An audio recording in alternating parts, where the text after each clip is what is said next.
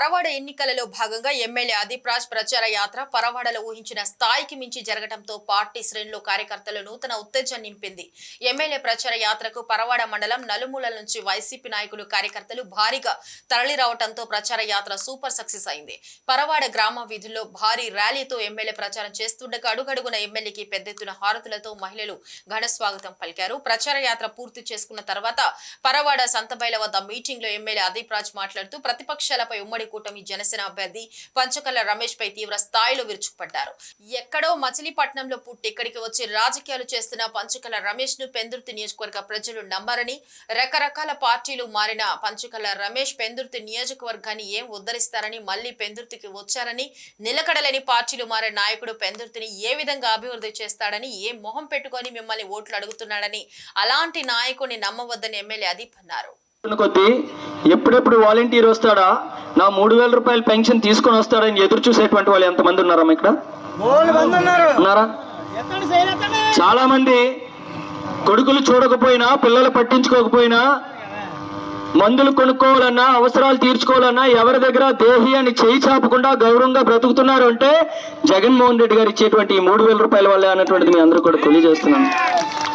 మొన్న సబ్బవరంలో గడప గడపకి వెళ్ళానమ్మా. సబ్బవరంలో గడప గడపకి వెళ్తే అక్కడ ఒక ముసలి ఉంది. అవ్వ ఏమవ్వ పెన్షన్ వస్తుందంటే వస్తుంది బాబు. ఎంత వస్తుంది అవ్వ అంటే వాలంటీర్ 3000 తెచ్చిస్తుంది బాబు అన్నారు. పోన్లే సంతోషం, ఏం చేస్తావమ్మా డబ్బులు నేను అడిగాను సరదాగా. మందులు కొనుక్కుంటాను బాబు, జగన్ బాబు ఇచ్చిన రేషన్ ఉంది, రేషన్ కూడా వాలంటీర్ నేను ముసలిదాన్ని తెచ్చుకోవాలని వాలంటీర్ తెచ్చిస్తుంది. ఆ రేషను ఈ డబ్బులు నాకు తిండికి మందులకి అవి సరిపోతున్నాయి, ఏదో అలా సర్దుబాటు చేసుకుంటాను. నా కొడుకు చూడ్డు, అదిగో ఎదురుగా ఇంటికి వెళ్ళిపోయాడు, మేడ కట్టుకొని అన్ని పాకలు వదిలేశాడు, మా ఆయన కూడా చనిపోయాడు బాబు, వీటితోనే బ్రతుకుతున్నాను, ఓ 200 300 మాత్రం నెలకు దాచుకుంటాను అన్నది. ఇదేంటమ్మా 200 300 నువ్వెందుకు దాచుకోవడానికి కమిలిగాని కొనుక్కుంటావేంటి అన్న. నేను మామూలు సరదాగా అంటే లేదు బాబు ఆడ వదిలేసాడు, కానీ మనవాళ్ళు అప్పుడప్పుడు పండగకో పబ్బానికి వస్తారు కదా, వాళ్ళకి చాక్లెట్లు బట్టలు కొనాలంటే ఈ దాచుకున్న డబ్బుల నుంచి కొనుక్కుంటానని చెప్తాను. అంటే ఆ 3000 రూపాయలు ఆ పేదవాడికి ఎంత అవసరం, 3 లక్షల రూపాయలతో సమానం. అలాంటిది ఈడిచ్చే 3000 లేకపోతే చచ్చిపోతారా అని అడుగుతారంటే ఎంత అహంకారం చూడండి.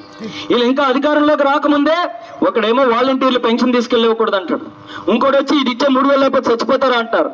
అంటే పేదలను ఎంత చిన్న చూపు చూస్తుంటే రేపు అధికారంలోకి వచ్చాక అసలు ఈ పెన్షన్ వ్యవస్థ కానీ వాలంటీర్ వ్యవస్థ కానీ ఉండదు అటువంటిది ఎంత క్లియర్గా వాళ్ళు చెప్తున్నారో మీరు చూడండి.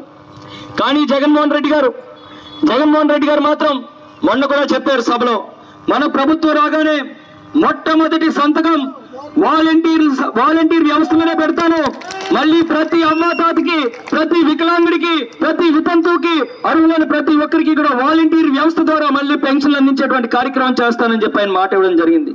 అంతేకాదు ఈ పెన్షన్ 3000 రూపాయలు కాదు,